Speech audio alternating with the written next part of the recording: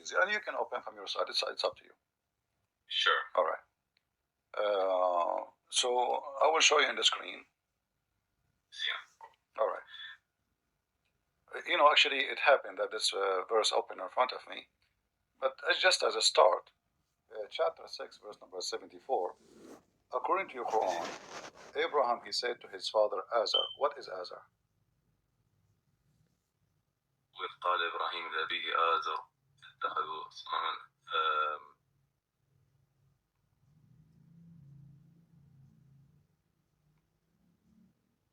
That's his father or someone, I'm not sure actually. Yeah, you are right. According to Islam, this is his father. But we know that this is false. What your prophet did, he claimed that Allah gave him this verse. So he heard that Abraham, he said to his father, foolish, are you going to worship idols? So Muhammad, who is all-knowing and his God is all-knowing, he thought that the word foolish is the name of the father of Abraham. Abraham's father, his name is Terah. And you can check in the Old Testament, and there is no need. I mean, why the Jews will change even the name? One second. But this argument isn't exactly a good argument, because Arabic we translate differently. Yani names, for example, especially when it is over 1,500 years later, names change, and it is a study of etymology. My friend, in the Quran is not translated, correct? It is just a word as it is, correct? Because the Quran was brought down to the Arabs of the time, and Abraham was known in Mecca. So okay, tell me who is Azar? Go ahead. Who is Azar? I personally, I'm not sure. And according to the ayah, I guess is his father. Again, exactly. I'm not knowledgeable in Islam, especially. All right. But so from what I know, because I have studied history a lot, names change, especially in Mecca. And Jesus was known as, for example, Isa, not Jesus. What Isa mean? What Isa mean? Isa means Jesus. No, what Isa mean? Are you literally what it means? Yeah, I mean, like as an example, just to show you that Allah is not all-knowing. There's names in the Quran you do not know, and no Muslim knows, and Muhammad do not know. So who is this person, Isa? Even the Christians, the Arab Christians, they never heard of this person, Isa. Where are these names coming from? Habibi, Christian Prince, one more time. The names were used according to the people in the city. The Meccan people, or the Arabs at the time, know Abraham's father by Azar, I guess. Or, everyone had their own names. So his name is foolish? His name is foolish. So is somebody saying to somebody, stupid. So now we say this person, his name is stupid. No, he's saying to him, are you stupid? You worship idols? That makes sense, right? He's not saying, there's nobody. Okay, my friend. Imagine I say, Muhammad said to his father Ali. I mean, we know that Muhammad, his father is Ali. You do not say. So he said, because already you said to his father, there's no need to say Ali, correct? So you do not agree that names change after thousands of years? Or the names are names. It will never change. Names will never change. If somebody his name, like language can change, yes. As an example, there's words, like not long time ago, the word gay used to be used as a word mean happy. Today, sure. Yeah. But for example, the word Jesus is not the literal translation of the Aramaic translation of Jesus, right? No problem. But we speak in the Latin language, they don't have letters equal to the Aramaic or to the Hebrew, so they have to use letters or not even exist. So they have to come like now when we say Muhammad, but you know that Muhammad is not exist. There's the letter there, the H, which is not exist. It exists in the English, but the Arabic there's other letter. Which one?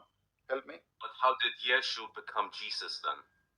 Because they are short of letters. They are short of letters. But that's drastically different. Yeshu and Jesus they don't have, you see, the Greek language, those languages they develop by time. As an example, if you go in the old versions of the Bible translation, which is in Latin, you will see that you will not find even the word Jesus. There was no Jesus, because simply the J was not even created yet. So the language changed, and they try to find letters fit with the names as the language. The same as in your religion now.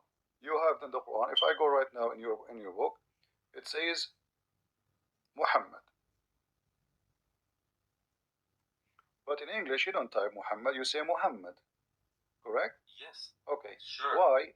Why? Because there's no equal letter for it in the Latin language, correct?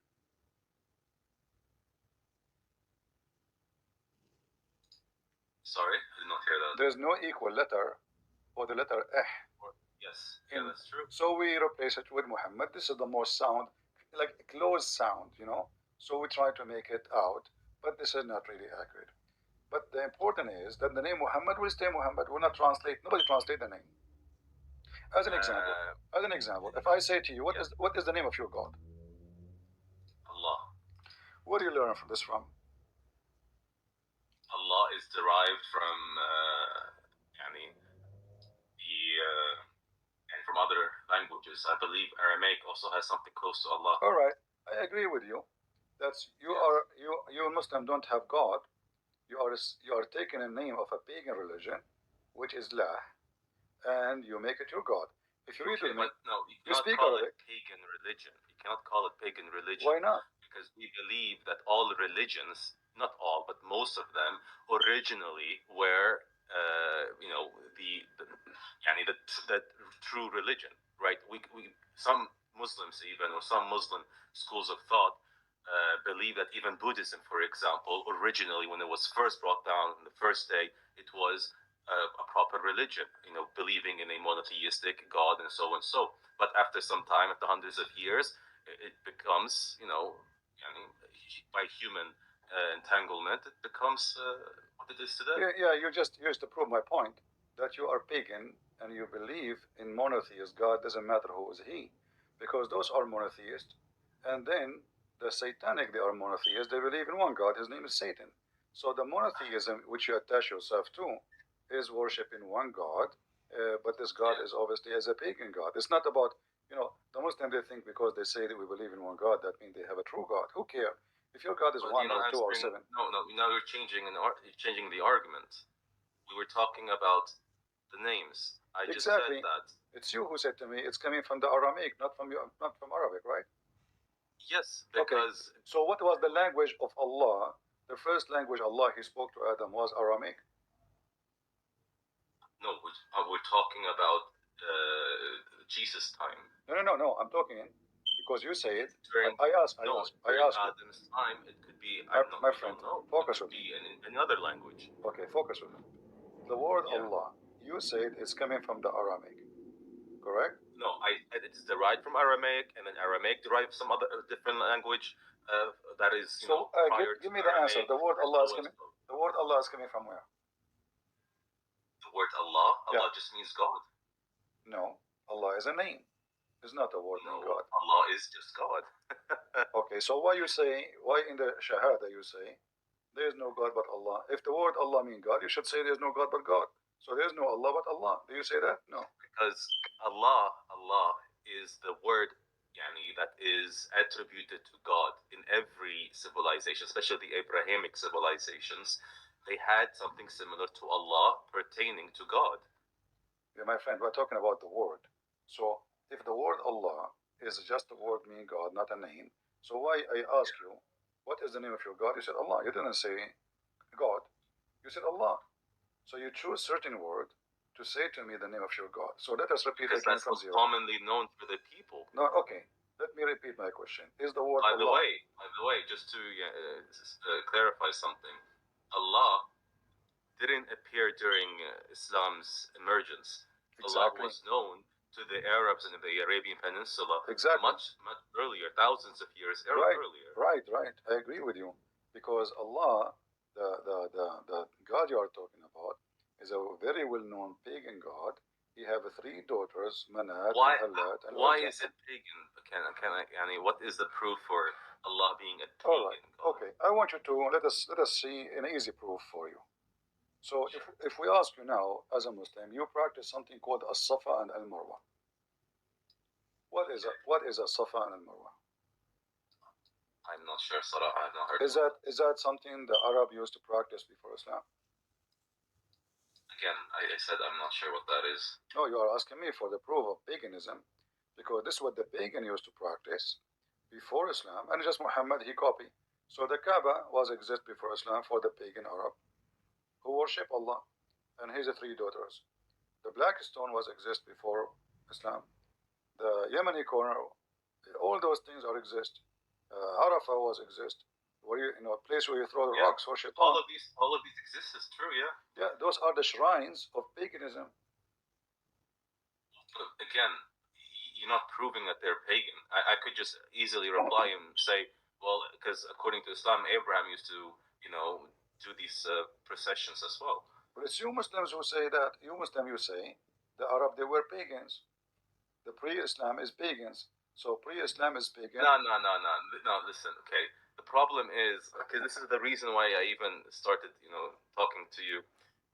Because you have been, let's say, the Islamic image has been twisted by Sunniism. That's the issue, right? I am a Shia, by the way. I believe in the 12 Shias school. So a lot of the things that Sunniism have portrayed to the world, that Arabs were pagans before Islam, and Arabs used to pray to asnam, or like sculptures and so on and so on. This is, by the way, BS, with all due respect to my Sunni brothers. Arabs at the time were monotheistic. They did not believe in these sculptures that they put inside the Kaaba and what. So only a small percentage of the Arabs believed in that new religion. Arabs were mostly Christian, Jewish, or they were none of them. Right, none of them. They were in between. They believed in Abraham, and that's it. They didn't believe in Christianity or Jewish. The Meccan people were the only people that believed in this pagan religion. But Medina and everywhere else around them, they believed in a religion, but it could be either Christianity, okay, I will go with Judaism, and so on. Okay, so the people of Mecca, they believe in paganism religion, correct? People of Mecca. People of Mecca, yes. The lower class, yes. The lower class believed in a pagan religion. The lower class? The higher class of Qurayshi, they did not believe in that. So Muhammad was from the lower class, correct? No, Muhammad was from a very rich family. Well, isn't it? From Quraysh. No, what were a rich family? This is the fiction of the Shia. Muhammad was from the lower class, and I will prove it for you. He was from Quraysh. How is he lower class? Well, you said Mecca, there is lower class, but the whole yes.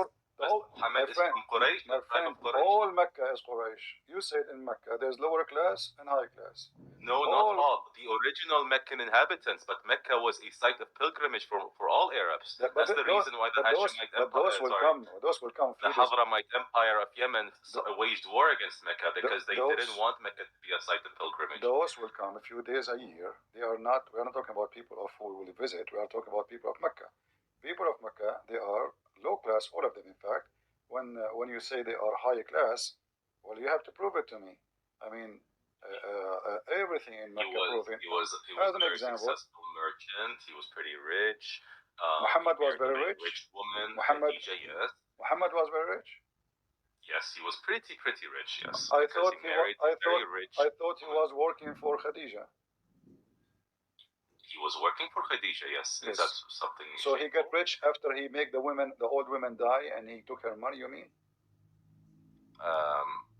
If that was the case, he would not have married any other woman alongside Khadija. No, he did not. He did not. During the life of Khadija, he never married any other woman.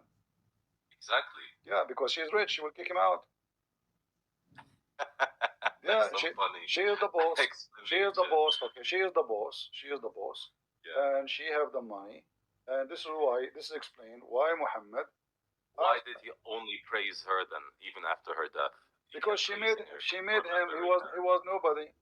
You know. If you take anyone let us make it simple. Let us make it simple. If Muhammad was from a very high class family, is it true that the family of Khadija? By the way, I can prove this pretty easily. His uncles were literally the governors of Mecca. Governor. This is funny. Yes, his uncle. I thought there's no governor for Mecca. Since when? They have a government. There are governors. There was a site of, it was very primitive the way they ruled the city. My friend, all those stories. There was a council that would run the pilgrimage sites, and his uncles were part of that council. Okay, so his uncle, he was part of the council, but this is a small, tiny village. Not even 2,000 people live in it, and suddenly we have a government, and they are honorable. But yes, that's why the Hadramite, if it was so small and insignificant, by the way, why did the massive Hadramite Empire in Yemen wage war against Mecca several times? My friend, all is fiction stories. There's no proof of it. It's not fiction story. Yeah, it's historical. Okay, you mentioned. You can Google it. You mentioned this. You mentioned this. You said you are a Shia and you are a person who speak of facts. Is it true that Al-Imam As-Sadiq, I think, he made an elephant from mud and he went all the way to Mecca? And you Shia believe in that? No, of course not. No, of course not. No, you're gonna tell me search of Google and so and so. Yes, let's do that. So what? You're gonna say that it's in some of our books, I guess. Yeah. So are you saying your books is fabrication? Most of them, yes, they are fabricated. So how you know your religion? How you know that the information you just gave me is not fabrication too?